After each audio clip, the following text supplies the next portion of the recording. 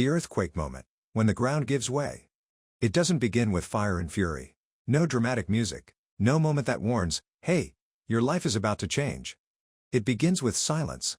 Stillness. An ordinary moment. A notification ping. A pause in conversation. A breath that catches, just slightly, before the world rearranges itself around new truths you never asked for. Tessa was in line at the grocery store when it hit her. Not a breakdown, just a shift. An email popped up on her phone. Subject, contract terminated. Her freelance gig, the one paying her rent, was gone, effective immediately. No warning, no explanation. She reread it 4 times, trying to make the words mean something else. But the meaning was clear. Life had just snapped its fingers, and her plans were ashes in the air. She stood frozen, the beep of barcodes and hum of human noise swirling around her. And like many before her, her first thought was not rational. Why me? What did I do wrong? That's the earthquake moment, when everything steady shifts, and the story begins. The trap of the first question. Why is this happening to me? It's the question everyone asks. It feels fair, even necessary. But beneath its surface is a trap. It implies that the pain is punishment, that life, or the universe, is targeting you specifically, that this is unjust, cruel, senseless. When Maya lost her firm, she spent weeks in a fog of this question. She replayed the last team meeting, looking for signals. Did she miss a deadline? Was her boss unsatisfied? Could she have prevented this?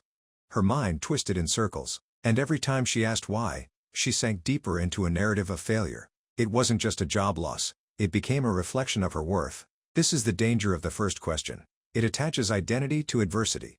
The shift begins, choosing a different question. Real transformation doesn't start with an answer. It starts with a better question.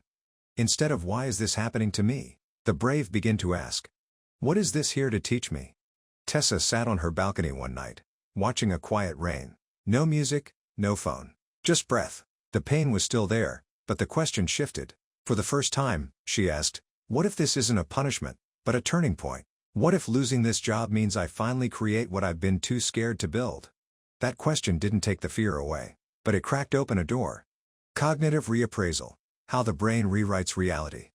Neuroscience calls this process cognitive reappraisal, the brain's ability to reinterpret the meaning of an event, shifting its emotional impact.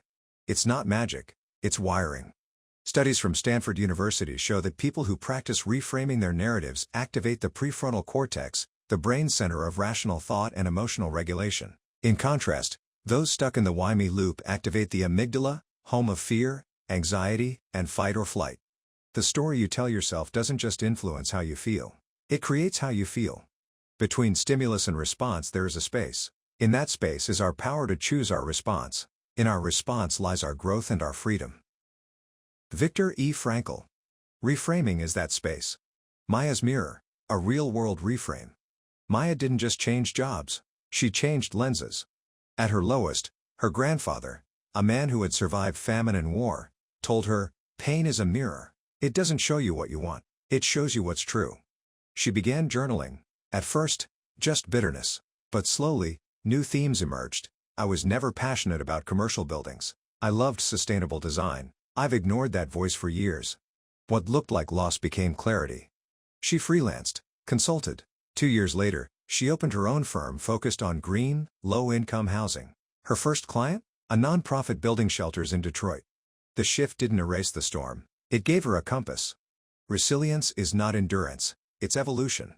We often misunderstand resilience as grit, pushing through no matter what. But real resilience is adaptive. It grows. It evolves. The oak fought the wind and was broken. The willow bent when it must and survived. Robert Jordan. Resilient people are not tougher than others. They are more flexible, more emotionally agile, more willing to release what was in order to reach for what could be. This shift, from rigid control to responsive growth, is where fast resilience lives. And it begins with that pivot in mindset. Making it practical, daily reframing rituals. Resilience can be trained, like a muscle. Here are 3 daily practices. The morning reframe. Write one thing you're struggling with. Now ask, what might this be teaching me? What strength is this building in me? Catch the spiral. When negative thoughts appear, notice them, label them, then ask, is this story absolutely true? What's a more empowering version? Evening integration. End your day by noting one moment where you responded with strength. Reinforce the identity. I am someone who grows from challenge. Part 8. Real-world case studies, the shift in action. Elijah. From injury to insight. A promising collegiate athlete, Elijah tore his ACL a week before scouts arrived. Years of training disappeared overnight, but after months of anger, he discovered sports psychology and shifted focus. Today, he's a mindset coach for young athletes, helping them build identity beyond performance.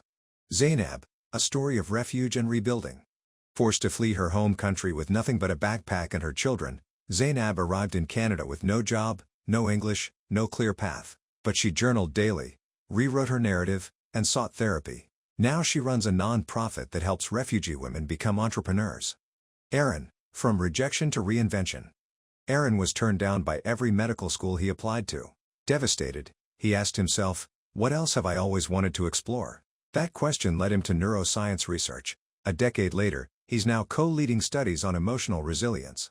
Guided exercise, the story rewrite. Step 1. Identify the adversity. Name a recent struggle that triggered pain, shame, or fear. Step 2. Describe the default narrative. Write what your inner voice said about this event. Step 3. Ask the empowering question. What might this experience be here to teach me? Step 4. Rewrite the narrative. Compose a new version, grounded in growth. Begin with, this happened, and now I will.